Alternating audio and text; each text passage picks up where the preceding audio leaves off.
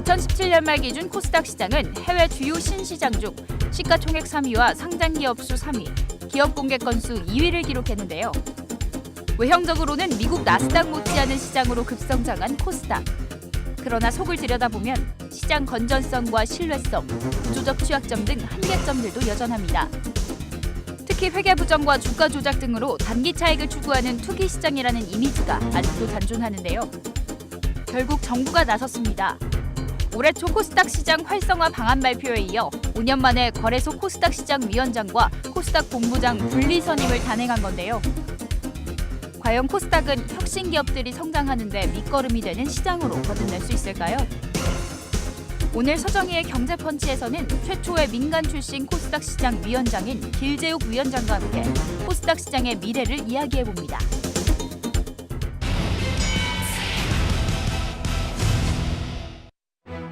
안녕하세요. 서정희의 경제펀치 서정희입니다. 한국 경제 오늘과 내일을 고민하고 통쾌한 한방으로 문제점까지 해결해보는 경제펀치.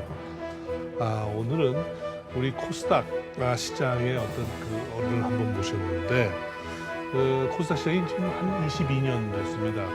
올해 또 새로운 변화를 하나 모색하고 있다고 그래요. 그동안에 통합 운영되던 코스닥 시장위원회와 운영본부를 올해는 또 다시 한번 이렇게 분리시켜봤다고 그러는데 그래서 민간으로는 처음으로 이 위원장을 맡으신 코스닥 시장위원회 위원장 길재욱 위원장님 모셨습니다. 안녕하세요.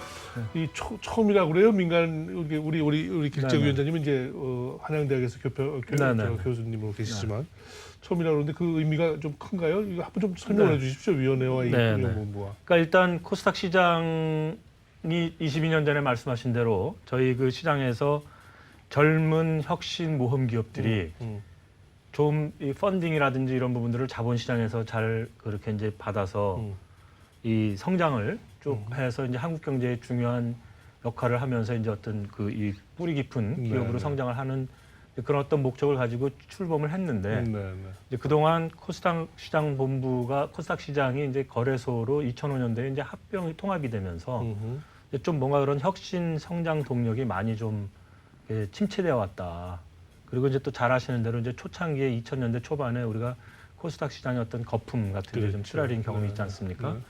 그래서 이제 결과적으로 2005년부터 이제 지난 한 10여 년간 계속 그 코스닥 시장이 좀 침체를 겪고 왔습니다. 그래서 이제 뭔가 새로운 4차 산업혁명, 세계적인 어떤 이제 글로벌 경제의 변화가 근본적으로 일어나고 있는 이런 마당에서 어떻게 하면 이런 새로운 신산업들, 새로운 젊은 기업들, 정말 이 국가 경제의 밑둥을 차지할 수 있는 그런 기업들이 커나갈 수 있는 자본시장을 만들어줄 수 있을 것인가. 그러기 위해서는 현재의 코스닥 시장 체제를 가지고서는 이제 조금 부족하지 않느냐라고 하는 아마 반성이 있었던 것 같습니다. 그래서 위원회와 운영본부를 그렇습니다. 그래서 이제 코스닥 시장 위원회가 조금 더 독자적으로 그런 거래소 내에 아직은 비록 있지만 코스닥 시장의 그런 어떤 독자적인 국제적인 이런 성장의 전략이라든지 머리의 역할을 하면서 이제 제대로 된 그런 혁신 성장의 길을 자본시장에서 한번 제공을 해보자라고 하는 취지에서 분리를 도모했었던 것 같고요.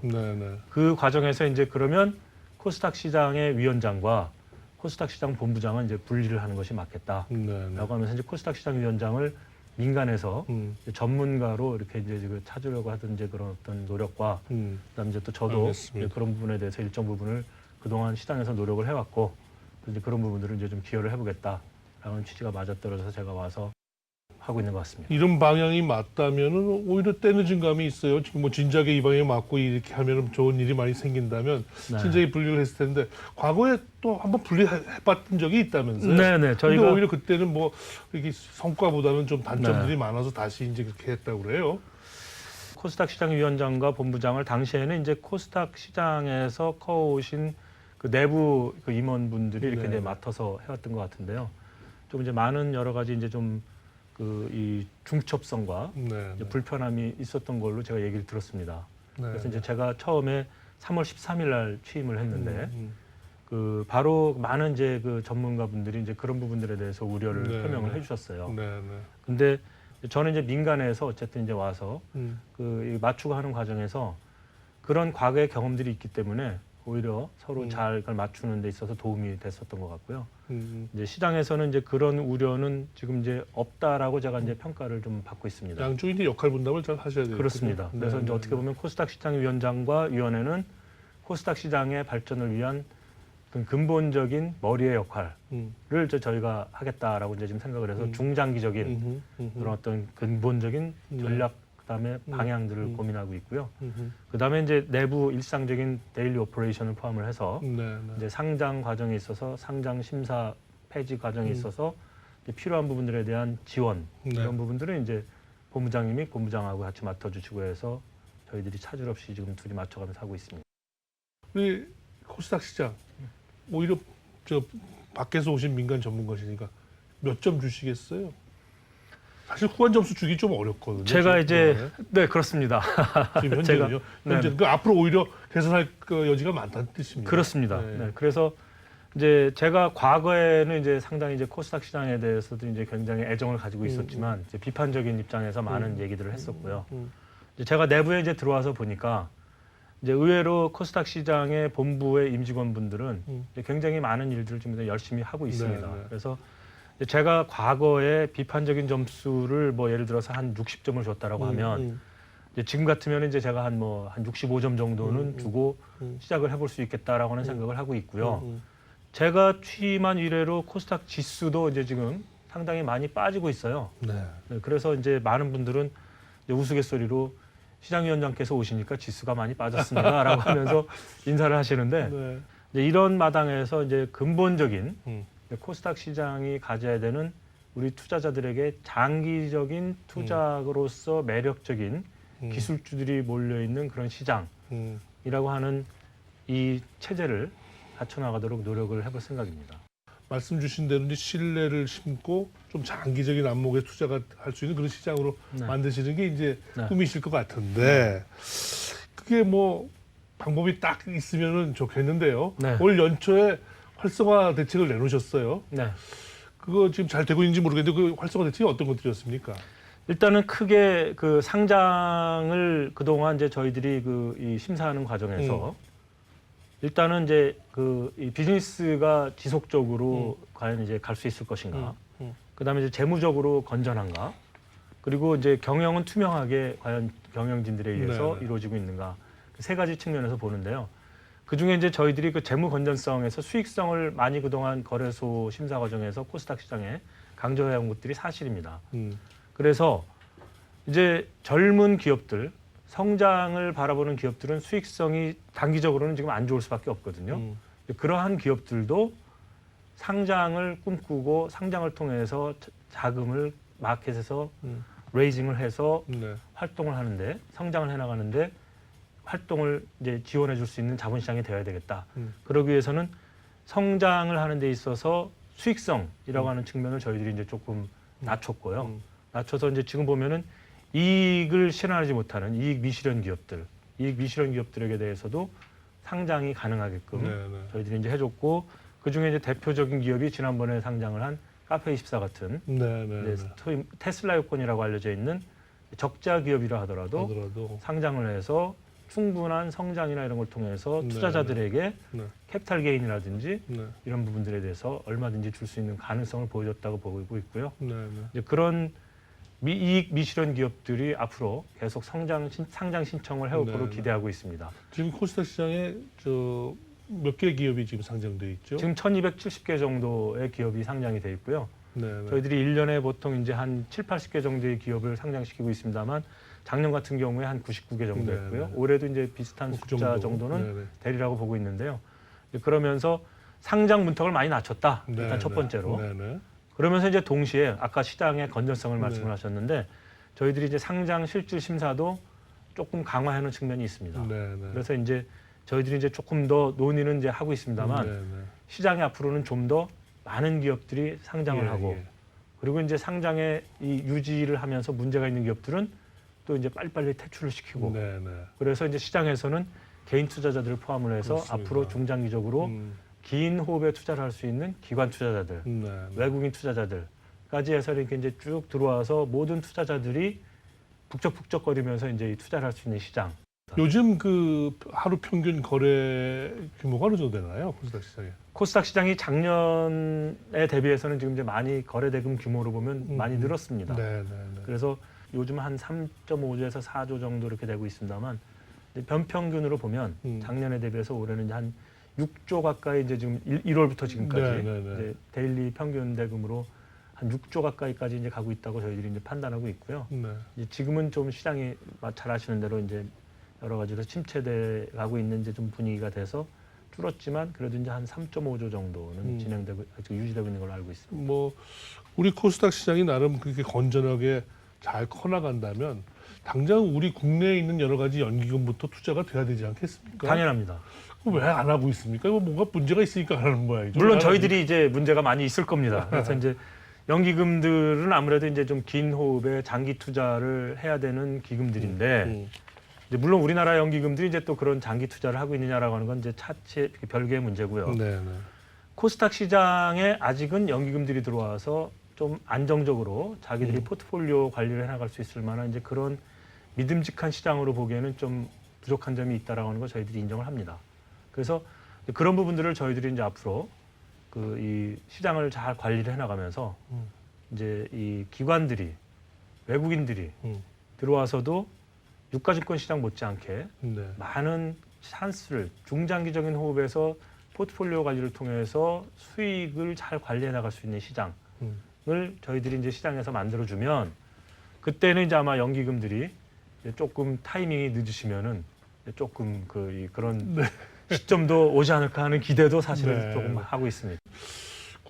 근데 국민연금 같은 경우 지금 여기 우리 코스닥 시장에 안 들어오고 있죠? 코스닥 시장에 이제 국민연금이 현재 제가 알기로는 이제 직접 운영해서는 안 하고 있고요.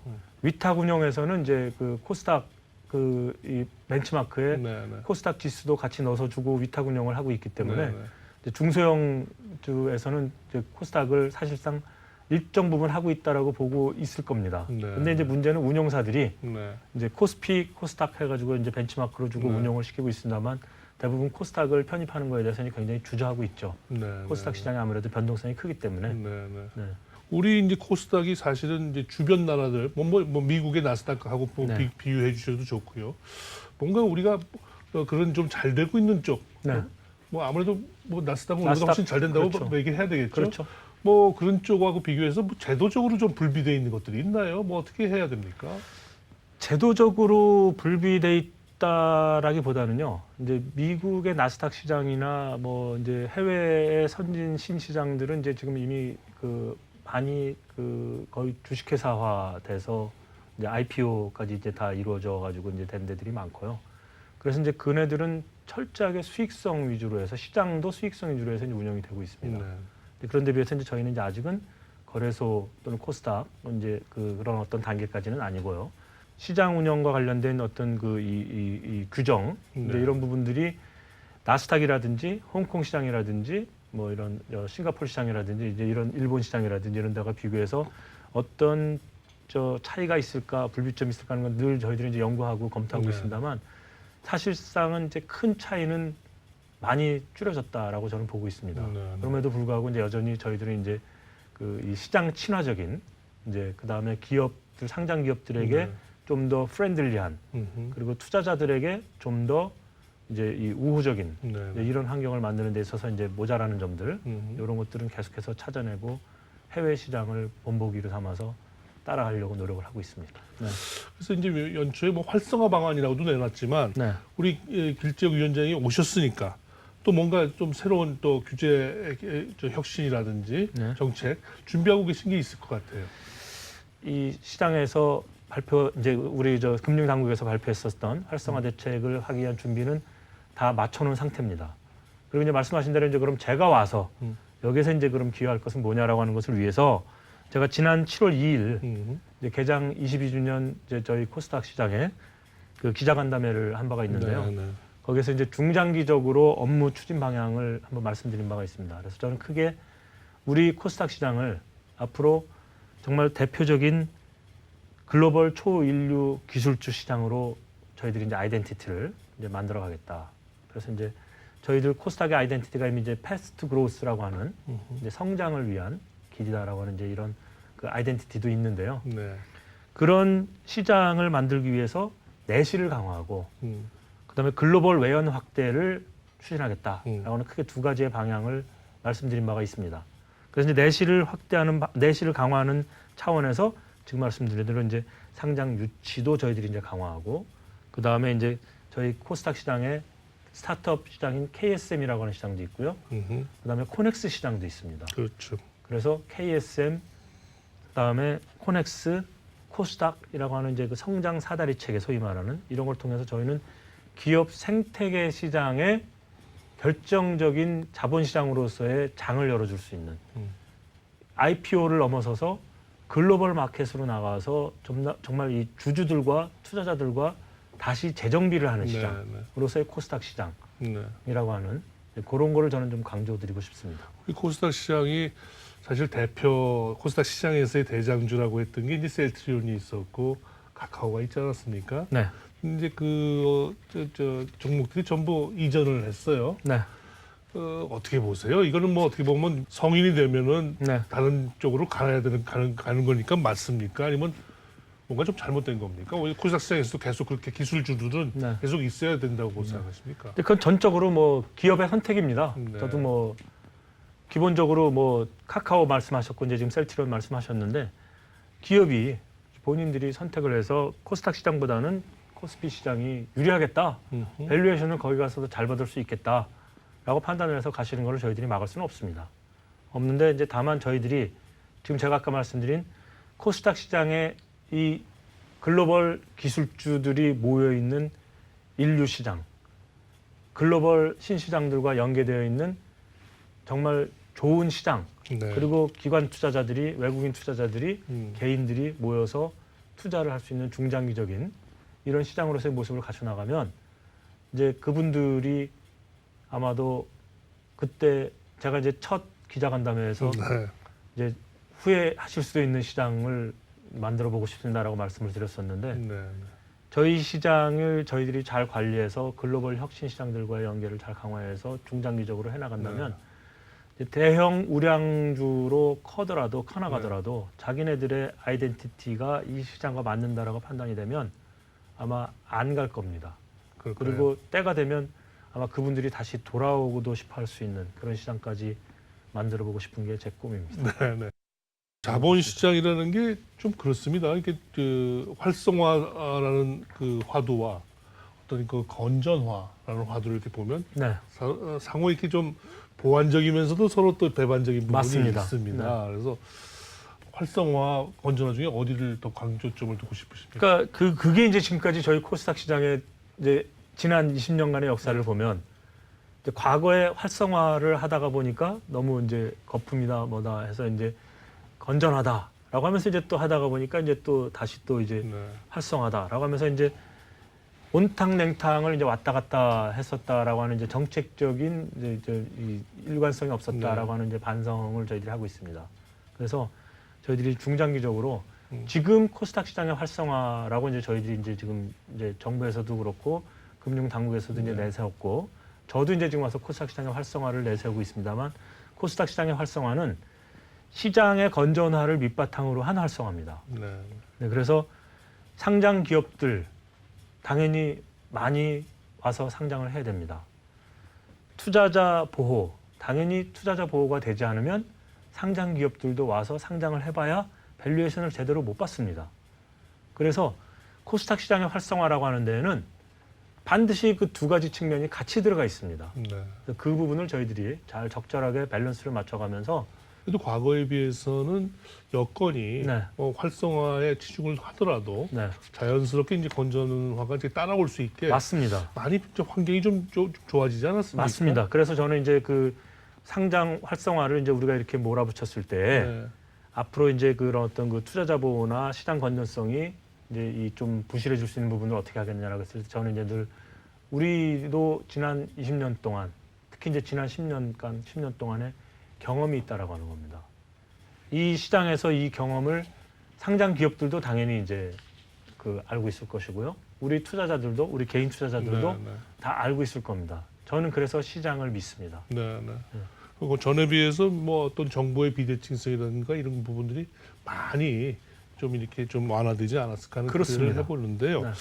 아마 이제 그런 시장의 건전성과 관련해서는 우리 코스닥 시장위원회가 기업의 이제 상장 폐지 이거에 이제 가장 중요한 하나의 절차 아니겠습니까? 네. 여기서 어떤 기준과 또 그 기준을 어느 정도 강도로 이제 적용하느냐의 문제일 텐데 네. 우리 길 위원장님 특히 좀 강조하고 싶으신 부분이 있으실까요? 상장은 제가 지금까지 충분히 말씀을 드렸다라고 생각이 들고요. 그다음에 이제 그 정보 비대칭 부분을 말씀을 하셨는데 네.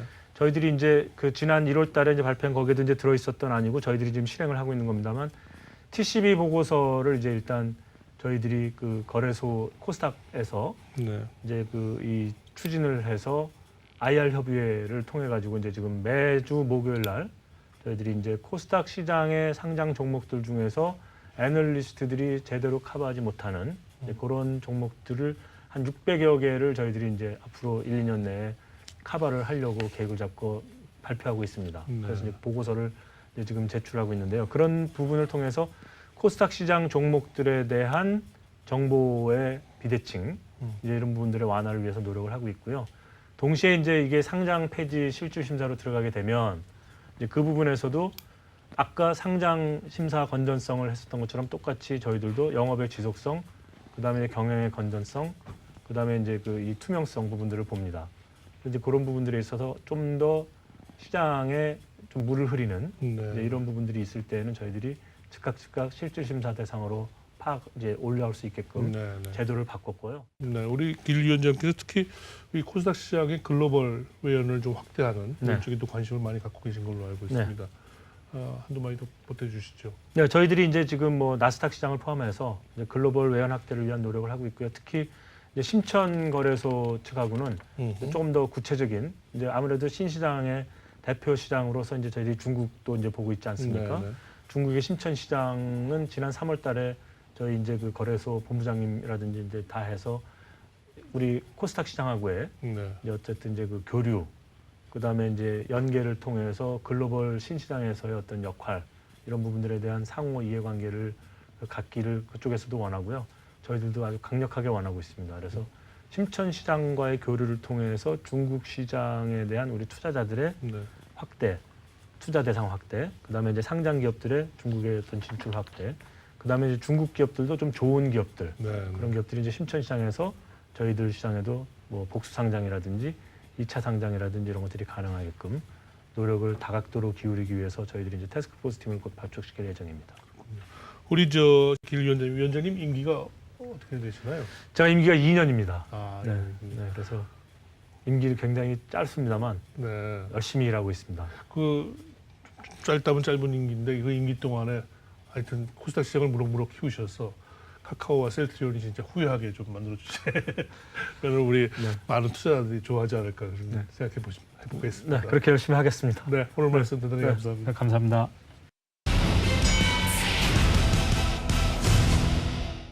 예, 문재인 정부도 이제 1년이 지났죠. 아마 경제정책의 성패는 4차 산업혁명을 얼마나 잘 하느냐, 또 중소벤처기업을 얼마나 잘 키워내느냐, 뭐 이런 기준도 있지 않을까 싶습니다. 아마 여기에는 우리 코스닥 시장이 얼마만큼 잘 성장하고 활성화되느냐 하는 그런 기대도 해보게 됩니다. 서정희 경제펀치 오늘 여기서 이만 인사드리겠습니다.